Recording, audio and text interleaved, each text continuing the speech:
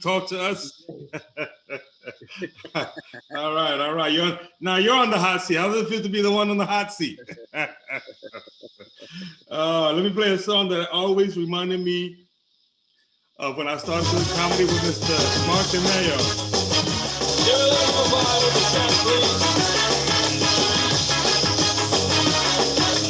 She's into superstitions, black cats and voodoo dolls. I feel a premonition, that girl's gonna make me fall. You do remember. La Vida Gordo. La Vida Gordo. Oh my God. That was one of Yeah.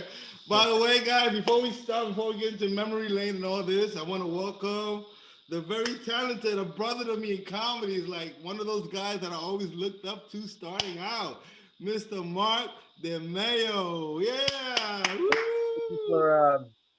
Thank you for having me, man. I appreciate it. Yeah. This is Comedians on Lockdown. And, because we're all doing some lockdown shit these days, aren't we? Yep, we sure are. How's it going, man? How do you enjoy the living La Vida Gordo? La Vida Gordo, was it? Yeah, everything's going. Listen, I haven't had much. I've been working.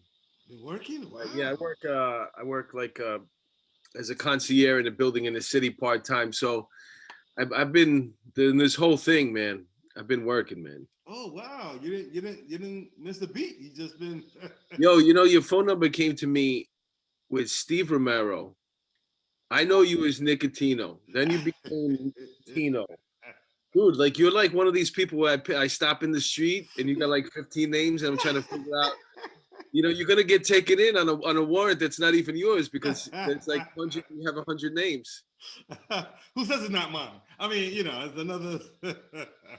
No, I know. I mean, when you owe people and you owe the government, you keep finding names to keep them. No. Oh, you looking for that guy? No, papi, come on. My whole life, starting yesterday, all the time. Exactly. What kids? No, I don't mind. So they can't get me. They can't get me with that. So that's what it's about. Just coming up with nicknames just to keep myself out of jail. But speaking of jail, have you fully retired from that, or is it just the concierge job and that's it? Are you still tapped into the NYPD, or how does that work? No, I've been retired for 9 years. Oh, 9 years. Oh shit. Oh, okay. Yeah, it's a long time. I mean, time flies, really, doesn't it? Yeah, it does. I mean, I remember one time I saw you. I came to the New York Comedy Club in the middle of the day, and which at the time when Al Martin, you didn't want to go. You don't want to really go to a comedy club in the middle of the day because it takes. Without the people there, and then he used to remember he had that Charlie Chaplin puppet head. Yeah. And it was all full of dust. Like, an eye missing. The whole place. It was so depressing during the day. And then you pop up from downstairs and start talking to you for a second. I'm giving you the once over, and I notice you got jeans on, but your pajama pants are coming through your jeans. I said, "What? You cold or something?" It wasn't that cold out, and you're like, "No, why?" I said, "No, because your pajama pants. I can see your pajama pants through your jeans." "Oh, that's because I came up from downstairs." I said, "What are you doing downstairs?" I said, "Oh, Al lets me stay down there." I said, "Do what?" And he said, "Let me live down there for a little while, because I quit my job." I said, "Why did you quit your job?" And you said, "To do comedy." I said, "Well," I said, "Tino, you just started." And he says, "Yeah, well, I figured, in a couple of months I'm going to start making." I said, "No, bro, I've been doing this for 5 years. I make, a couple of dollars here and there, and you were like, what? When you heard that I told you that I've been doing it like 5 or 7 years, like a couple of bucks here and there, like, what? My mouth dropped. What? My plan. You just ruined my plan. Oh my God. That was the first so touching conversations I had in comedy. It was one of those like, wait, what do you mean I'm not going to be rich and famous and on TV and my mother's going to be proud of me and I'm going to pay my child support and women are gonna love me. What do you mean? It's not gonna happen. And you know what's funny too is well, anyway, keep going. It'll come back to me. But I mean, you're doing well now, right? I mean, I mean, you know, I mean, book. Yeah. What's it called? Pun what? Pandemonium. Pandemonium. Yeah, that's good. That's funny. Thank you. Thank you. It's That just, was a good idea. That was a great idea. What did you do it through Amazon? Not yet. Not yet. It's just kind of been like when I wrote them and I prepared them, it was kind of like, all right, when I get to this crowd, these tourists are they're gonna pay me $30 for these books because I know how to get money from them. I got something to get money from them.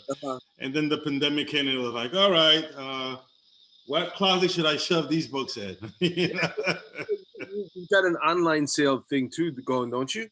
Yeah, I do. I mean, yeah, I've done good online, but it's just kind of it was just kind of with the mindset of like just doing it in person, you know, because I'm You could do it in person. It's gonna, you'll be up to probably volume 4 by the time you can do it in person. Yeah, exactly. So that's something I'm just kind of reconfiguring ways of like getting rid of everything I got here.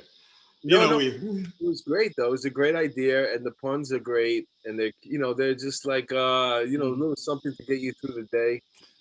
Thank you for simplifying the way I view them. You know what I mean? It's just like Fun. yeah. Thank you. Wow, man, we should have been there. I needed this like during lockdown. I needed to talk to you and make me feel good about everything that I'm doing. You know? Were you scared in the beginning of the lockdown? Was I scared? Yeah. Oh, hell yeah. I mean, you know the deal. It was like, I'm up there in age. I was like 50 years old. And I think listening to the news is what got me sick. It was like, they were like, if you're 50 years old, if you're black, you know, if you're Latino, if you eat chicharrón on the weekends with your mother, it was like, I'll do all those things. And I got sick for like a week. Oh, you had it already? Yeah. I had it when it was, early on. It was before. Yeah, before it was popular. I put it in my mind like a pair of sneakers. Like I had it when it first came out. Like, it was like new. I formed the line, That's the kind of COVID I got when before everybody knew what was going on. And I definitely did. I was here out of it for like 6 days. Just lucky thing I had roommates that were like keeping me alive because they literally were like, they know what the fuck was going on, but they were bringing food to me and just kicking it like towards me. My food was being slid to me. Huh? You in the Bronx? No, in Brooklyn. Oh, I thought you was by me. No, I'm in the Brooklyn basement. So this is where I did the COVID survival. So you survived it in the Bronx, huh? Well, look at how you figured out, like your character as well. The videos that you're doing are great. They're so wow. Red Fox. Whoa. You know what I'm saying? It's the big one. This is the big one. You got that. Yeah. Was that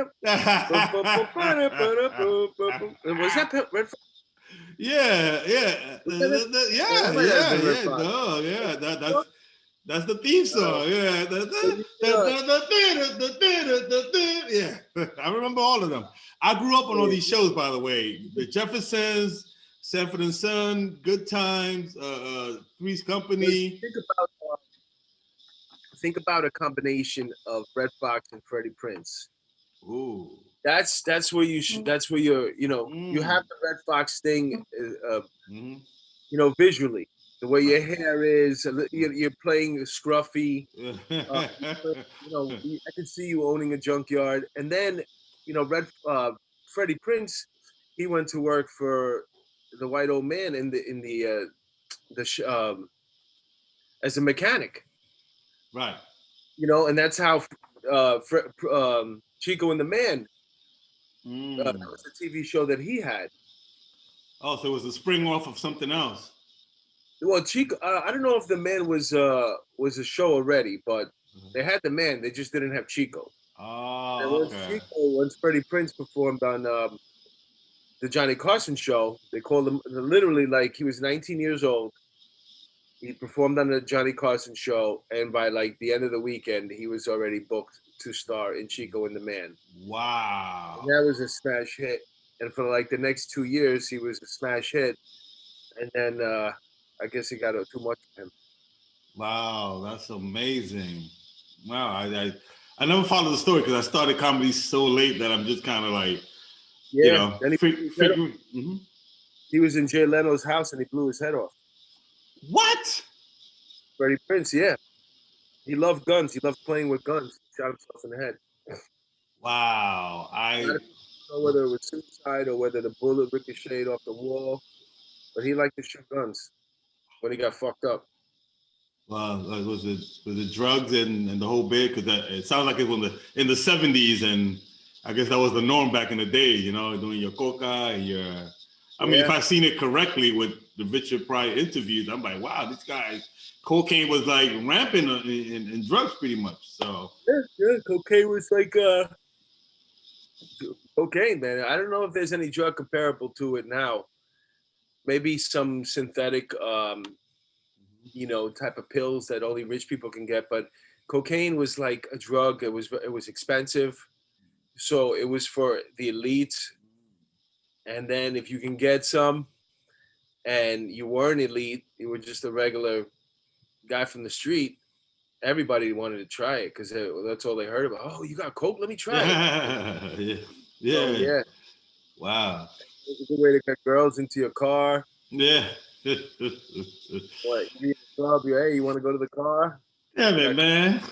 Yeah. Why couldn't I get a good habit like that? I'm a weed smoker, so I get none of those coke perks like women and stuff like that. You know what I mean? So, what are you gonna do? You grew up in Panama? I did. I came to this country when I was 14 years old. So, Everybody comes at 14. Like, if you talk to anybody that comes from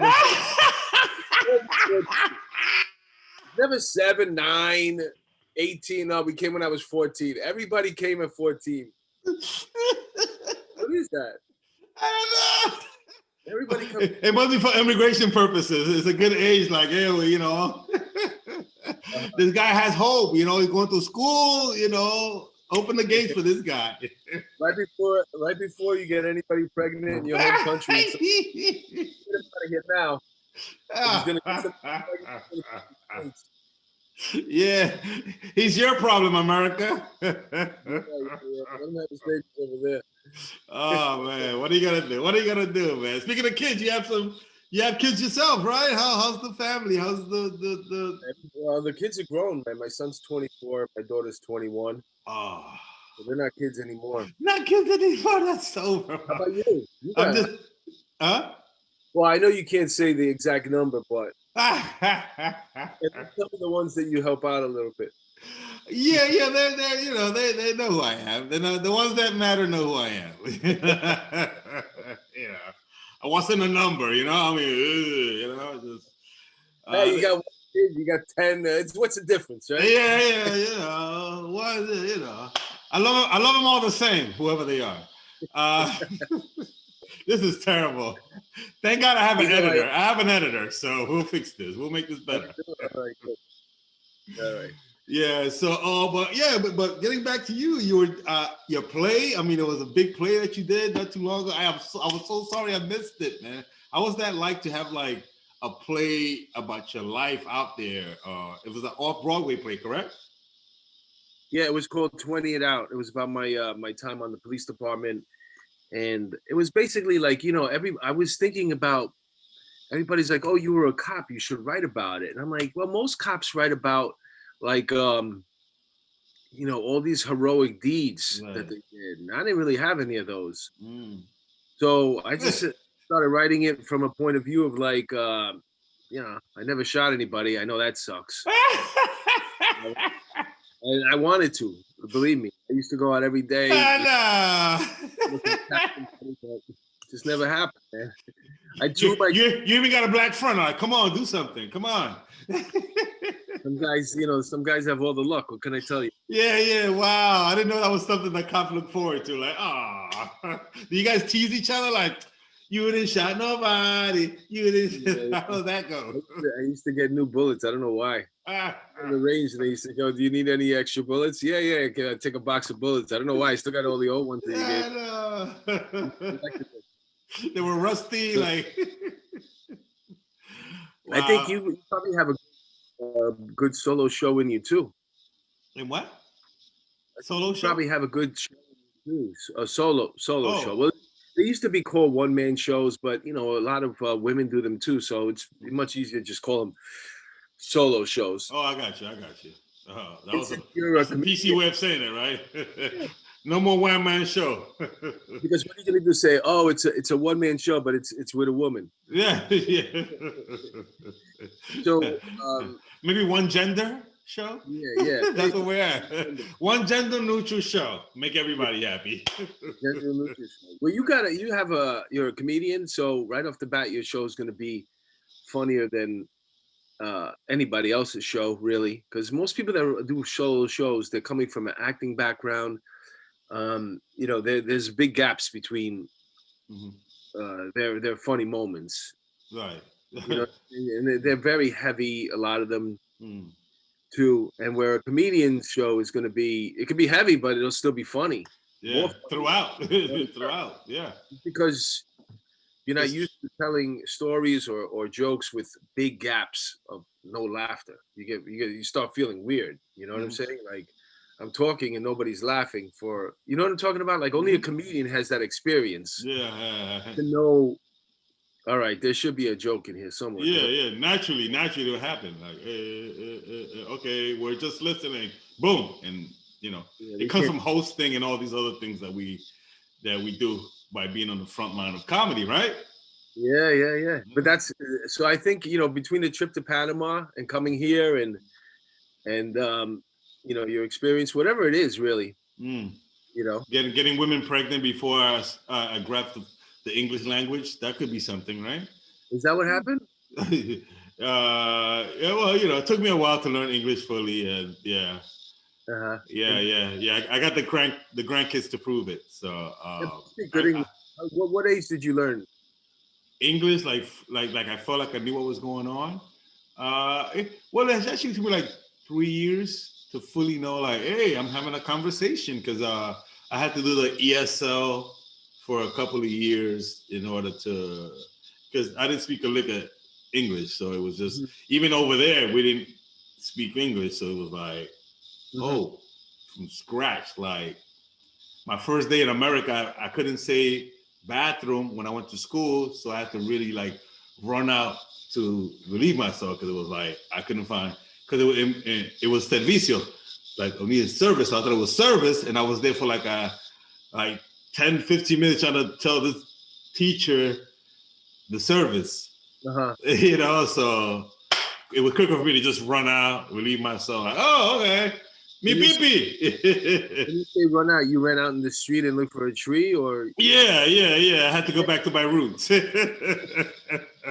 first you gotta collect the leaves, and then you gotta dig a hole and shit in, right? Hey man, for like a creek or anything outside works. Anything outside works. But yeah, it would have been more, because running water is a luxury back in my country. So yeah, you're right. A creek, a puddle, huh? Explain what? Is Panama really like that? Like down a hard isn't the United States aren't they under the wing of Yeah. I mean, it's not everywhere like that, but like, it is the third world country. Bring up again. You hear that noise? It is? It sounds like something cooking or something. There you go. It went down a little bit. Yeah. It's like that. You don't hear it. I'm surprised you don't hear it. Maybe I got this one wrong. You know what? Maybe take these things away from here. What is that? It's like my speaker. Things have not gotten that bad. Let me take all the electronics away from here. All right, cool.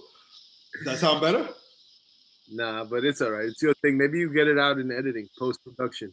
Right. Thank God. Shout outs to Rashad Bashir, who's my editor guy, helps clean things up, makes me look good. So shout outs to him. But Your yeah. videos, where are you getting all these girls for the videos? Oh, if I tell you, I gotta kill you. You know that, Yeah, all right. right? Nah. But the videos are funny. Oh, thank you, man. Wow. See, to me, nobody's watching. I'm just there throwing videos up or whatever, going through the stress of getting it together because you guys see the end results. You know, I gotta get on the phone and just kind of like call these girls up, like, hey, no, it's time for work. Hey, you know, because they're so young and popular, and everybody's pulling at them or whatever. But I've managed to somehow get, like, no, it's Tino time. And you guys know, you gotta when Tino says come, you guys gotta be here. So I've been lucky by that. I don't know. I call myself the broke pimp because it's like I managed to get these gorgeous, talented ladies to come to these basement and I let them out. You know, which is which is an accomplishment on my part. You know, so. Yeah. Big ups to Danny Deuces, Penny, Sarah, and Amanda, and the rest. Kimmy. Woo. Okay. Yeah, I gave him a shout out. There you go. The things with the videos is you don't know which one's going to pop off, and then all of a sudden everybody's going to go back and watch all the other videos. You know, so one of them, if it hasn't already, you know, the guy that does the videos, what's going on? He's got what's going on. Black comedian. He had the national commercial. I don't know whether it aired in the Super Bowl. Mm-hmm. Wow. But he plays Marvin Gaye, the song in the background. What's going on? Okay. Green screen, and he's just got either a picture or a video on behind him, and he does stuff to the video or the picture. I'm sorry, I don't know his name. Oh, okay, but yeah, I mean, he got that commercial off those videos, so God bless him. Wow, see that? You never know, right? You never know what's gonna pop off. You just keep doing it because you love it. I do all these things because I love them. You know, I do the videos. I still dabble in the comedy and yeah. What else I do? Doing musical stuff. You know, so I'd be hard pressed to find somebody that I'd be happier for if they blew up than you. Oh man. You know, like if you blew up, bro, I'd be so happy, man. I'd be man. Thank you. That means a lot to me, brother. I mean, wow. I feel like you're interviewing me. Oh my God, I feel like crying. No. Because one of the best stories that I remember about comedy and the struggles, and it's not.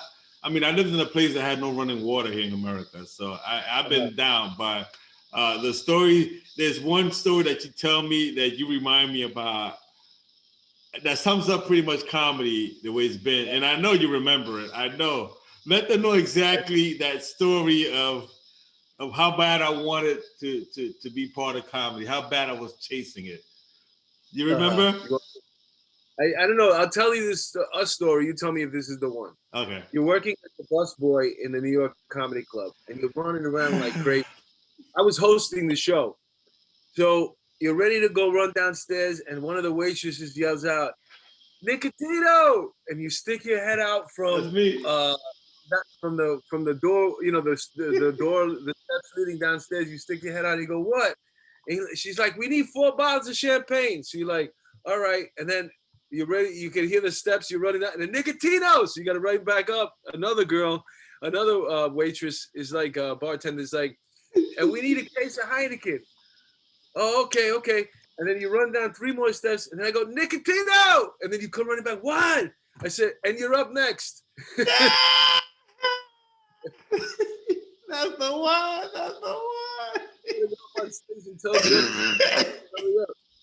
That's the comedy business right there.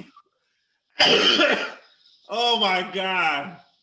That's the one that humbles me and will humble me from now to the end of time, because I remember that so clearly, because I'm like, fuck.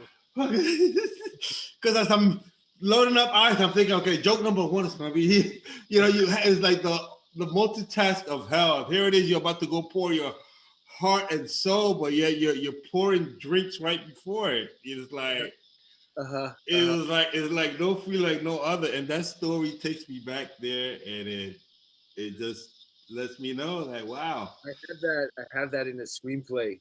That story. You do? Well, it's a scene. It's a. Oh wow, that's amazing. That's amazing. That's great, man. I That's haven't shown great. it around yet, but Yeah. We should I something should really be done about that. That time that was there. You know, there's times that were going on when we were like chasing it like that. That I'm like, wow, what was being done to chase it was that itself is a story on its own. You know, even recently Jamie tagged me on a story because you know, we moved in together. You know, when he got his divorce from his wife, and my mother was throwing me out of the house. Like, hey, we're amigos, right? Move in together. Jimmy Roberts. Jimmy Roberts, yeah. And we ended up moving in a place. Long story short, we got. There was no water. I mean, there was lights. So what we decided to like, just stay there and figure it out.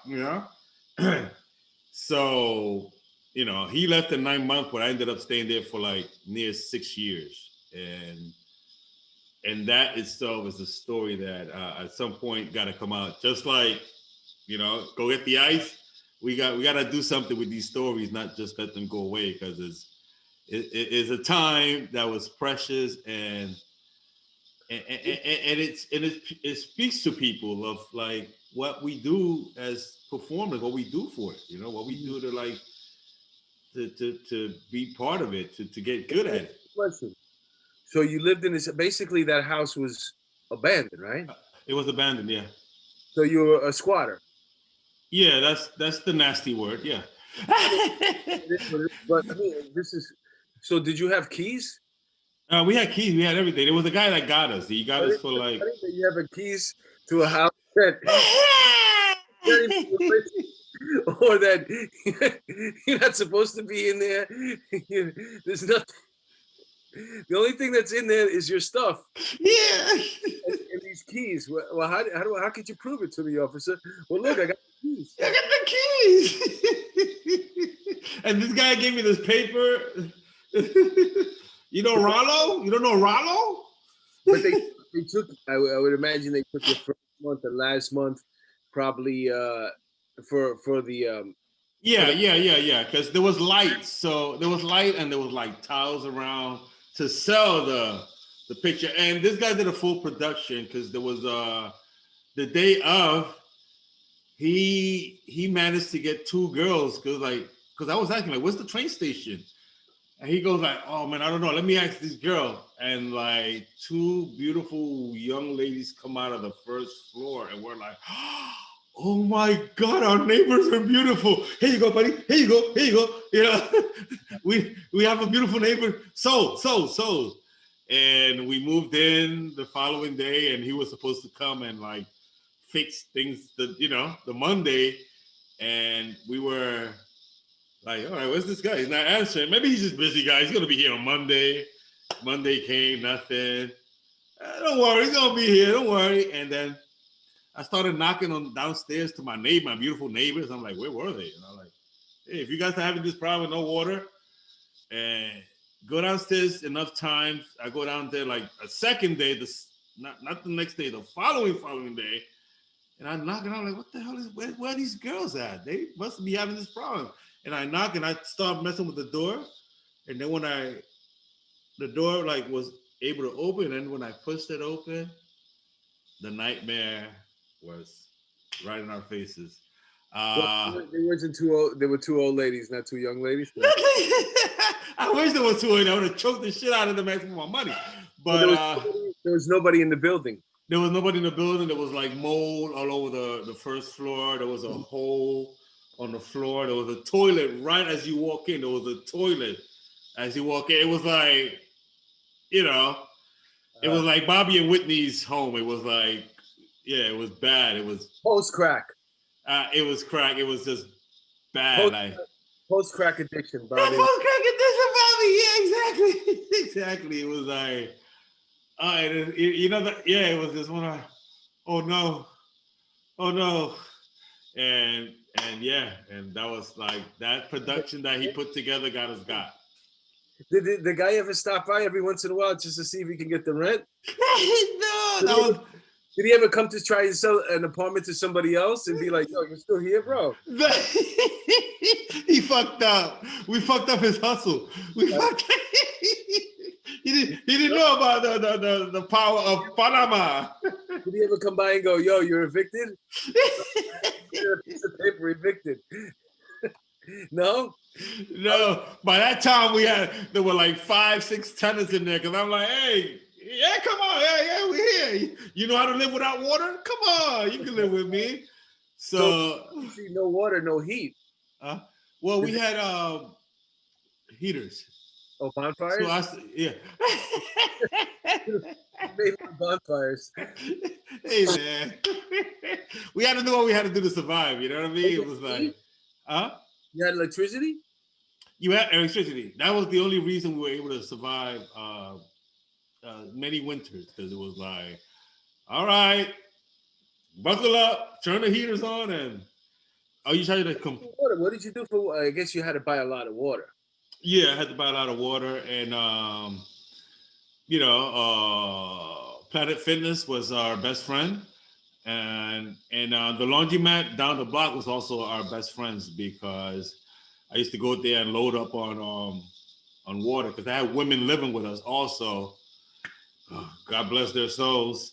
And I would always keep water around for them to like be able to clean up and stuff. So I stayed, like, I would go do laundry and leave with like 30 gallons of water. I'll be in the bathroom loading up on water. Hold on, come back. I'm not done yet. And then leave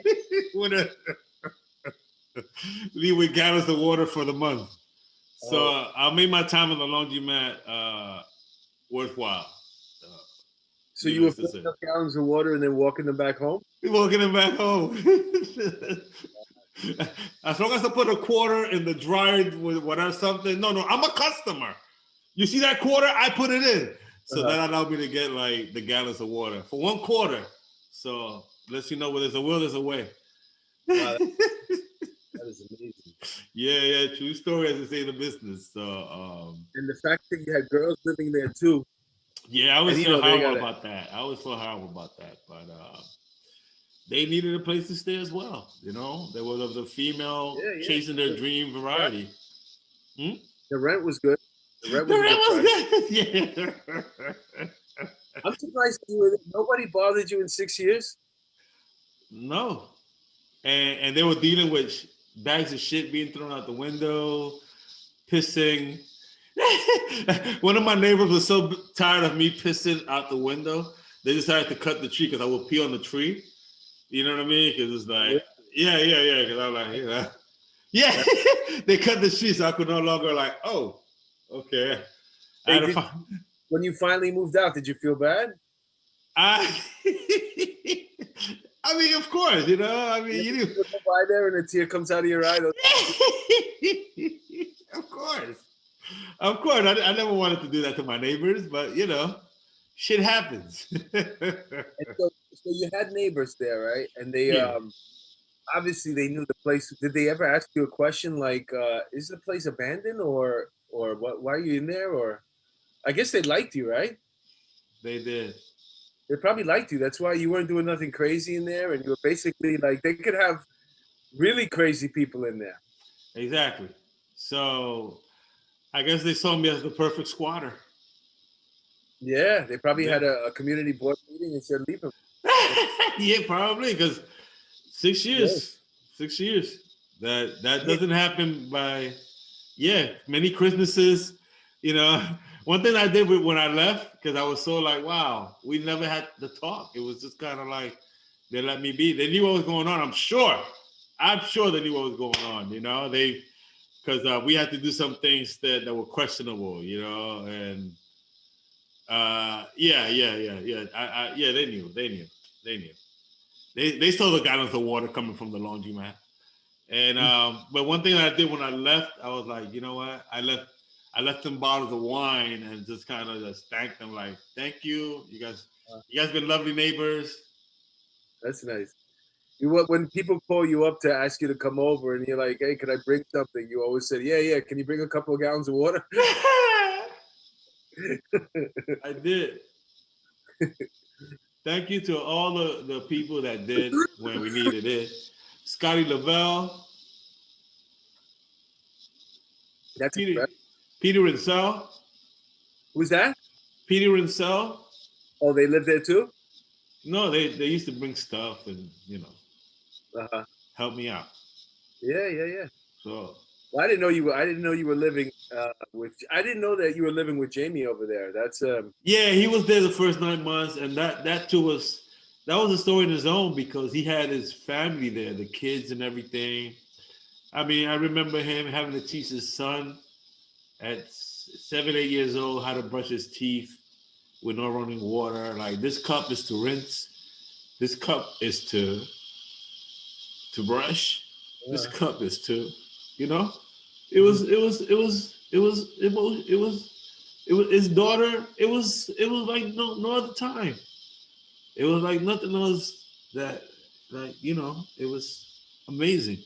And it's interesting though. If you would ask people, would you live in this place? All things considering, it's got electricity, it's got heat in the winter, mhm, uh, just no water, right. and it's would you be able to do it? I guarantee you, 99 feet out of 100 people say, "Yeah, I could do it." And then after like a week, they'll be like, "Nah, this shit sucks." Yeah, I'd yeah, rather yeah, pay. yeah. Exactly. So it was people chasing dreams. It was people chasing dreams that said, you know what, I gotta find a way of doing this. I gotta find a way of like making this work for me for however long it could, and it worked for some people for a year, some longer than that, and yeah, to have seen it is just wonderful. It just You ever see somebody throw out a bottle, like a half a bottle of water, and want to smack them right in the face?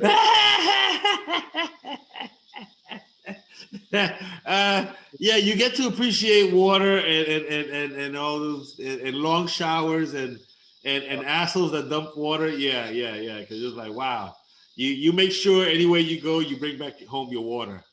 You're like, no, Do you that's think mine. Hey, So, do you think subconsciously that you stayed there maybe a little longer than you should have because you felt bad about leaving your family in Panama and you wanted to suffer a little bit? um, no, no, no. It was just kind of like, wow, we making this happen. Maybe something. My mentality is always like, maybe if I do this for this long, the whole rich and famous thing will happen. So it's just one of those. Maybe if we suffer a little bit longer and just, we're not paying rent, we're doing comedy, we're doing what we love at the price of like sacrificing, you know, the basic necessities like water, but maybe it'll be something that, you know, the roll of the dice, man. You know what I mean? Like, hey, maybe it'll happen. Maybe stay here, but I do feel like maybe it was a bit too long. But at the time, it was such a like thing. Was I was established there after Jamie, and like I had people there. It was just kind of I became kind of like the squatter lord. It was that kind of like, oh, okay. Even if I'm not here, I got people, and in that place, I had 2 surgeries in that place. I had like two two separate foot surgeries, which Oh, took they me did out. them in the apartment. They did the surgeries in the apartment. Who No, did no, no, no, no, no. That's why I healed up. I healed up with no water in that place. Somehow, some way, I managed to have two major surgeries that kept me out of comedy. Huh? What's the matter with your feet? No, no, it was just kind of like my circulation was bad, and I had to like cut the heel for the blood to circulate. So it took me out of comedy for like maybe a year a piece, each foot. So I did the squatting thing with like, yeah, healed from 2 separate surgeries. So in all those 6 years, that was part of it, and like, so it was one of those things. Just that became home, some way somehow. And it's funny, the way I got out was like on my second surgery, time was up. Somebody bought the building, and it was time to say adios to no water estates, as I call it. Did they give you any money to like as a like to get out? Yeah, there was no other way that they were gonna get me out of there. So Well, I mean, it is a smart thing to do. Then yeah, listen, yeah, because I had to relocate. So I'm like, what are we gonna do, Habib? It was an Indian guy. Like, what are we gonna do, Habib? I haven't been homeless. I've been squatting, but I haven't been homeless in years. We got to do something. And I'm used to a place. I don't need running water, but I'm used to. you gotta, we gotta keep that happening, you know. So Yeah. yeah, I was able to get my. Well, I was able to get mainly Jamie's security deposit and first month rent. Uh-huh. Thank you, Jamie. The people that were staying there over a period of time, they should have bucked up a little bit too, right? Oh no, I never, being that I was not paying, I was not charging anyone anything. That's up. You could have been running a. I know I'm the worst squatter lord in the history of squatter lords. I made zero money out of it, but it was one of those things from the heart. I was in it like everyone there. I was chasing it. I was like, yeah, just sure, because it's because the word got out, and every time I was Was this a one-family house, a two-family house, or an apartment building? What was it? It was a family house. It was the upstairs and downstairs. And yeah, we had the upstairs. The upstairs, there was nothing wrong. I mean, if it was based on upstairs, that's why they got it, because upstairs was everything was in place the way it's supposed to look, but it was gutted. So they did enough just to kind of sell it off. The floors were polished, everything, but. So you guys live in like Leave It to Beaver over there, right? Like where? Leave It to Beaver? Except in Brooklyn. Yeah. Something like that. Leave It to Beaver. Paul. Yeah. It was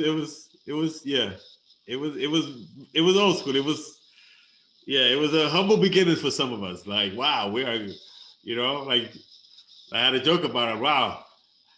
25 years in America, and I'm right back to where I started in Panama. I was like, no water, just running for going to the river, loading up, having to do this. I beat the odds. Most people in this country are living in homes. They got running water. That's not me, brother. Yeah, I mean, this is old school. This is the American dream, man. There's nobody gonna civilize me. Yeah. No, they're not, man. But you made it. Yeah. I mean, I'm back indoors. Running water. So, yeah. So, who says the system doesn't work? Oh man, listen, I really enjoyed sharing that with you. I don't usually get a chance to like share that story, man. You're getting a little emotional there, and I didn't want to I could have pulled the trigger and made it. Yeah. Just so you know. Yeah, no, I know. You take it easy on me. I know. I appreciate it. I'm funny. I carried you the last round. You can knock them out, but they're friends. So we sparred together. You're like, he's my sparring partner. Take it to the end. Thank you. I appreciate it. So, with that, I'm gonna run with it because I know you got you can get things going, man. But before we leave, man, is there anything you doing for the 2021 that you want to let the folks know about to follow Mark De Mayo? I got a podcast too that I do as well. It's called Police Off the Cuff. I do it with my buddy Bill Cannon. Wow, great name. We go live on Facebook Mondays and Thursday nights at 7 p.m. Not on Facebook, on YouTube. We go live on YouTube Mondays and Thursdays at 7 p.m. We also have a Patreon channel. Wow. And there we give exclusive content. I do a one-on-one interview. Maybe I could have you come on and we do the same story. Okay. Yeah. Let's do it. The same squatter, whatever you want. I mean. Yeah. I'd love to. This is a beautiful story. Yeah. It is. And I'm trying to get it out to the world. So this was this is part of the process because Jamie tagged me on a post and I wasn't ready for it. So I had to like get on his ass. I'm like, dude, you got to give me a heads up because that's emotional. That's like, there's lives involved. So I could have just taken it out. Oh, a post. All right. Enjoy the likes. It was like, no, dude, like that, to tag me in something like that, I would expect a bit of a like, hey, I'm about to like take you back 6-7 years and about to do this and because he's, I don't know what, why he felt the need to do it, but I guess he wanted to get it out but it just kind of like. If I remember the post correctly, he was basically saying, look, thank God he's blessed me. Look at how far I've come. I was living in here, Right. and now I'm living here. And he tagged you as a reference because you went through the same experience with him.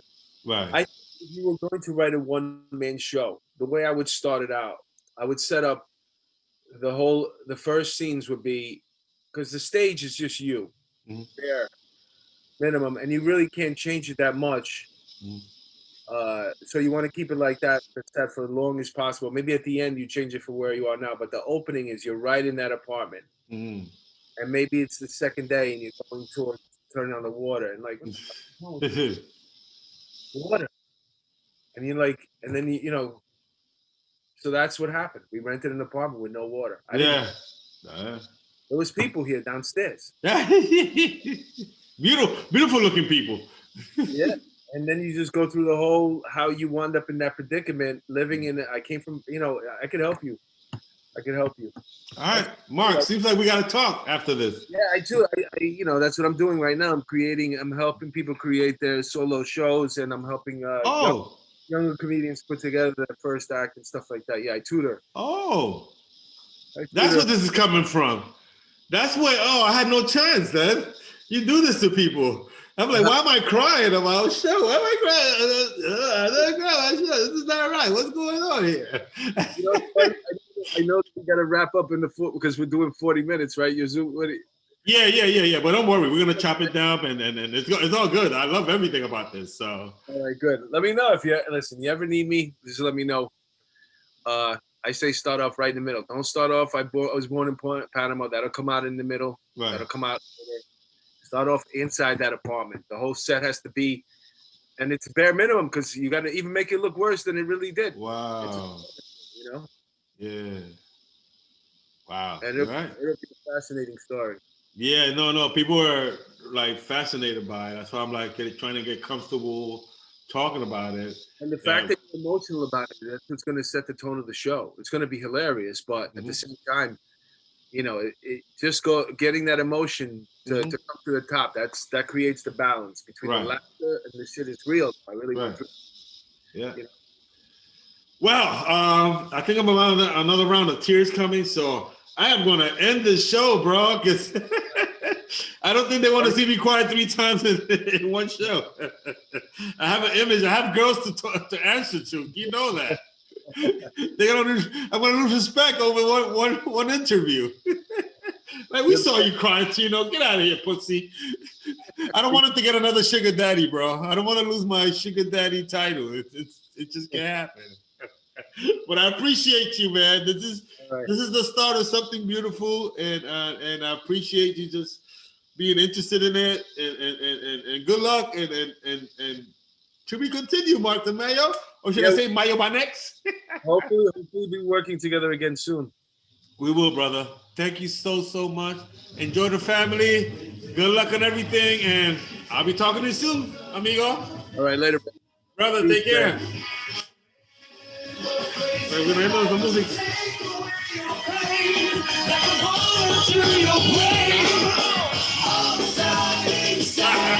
Adios, man. Adios.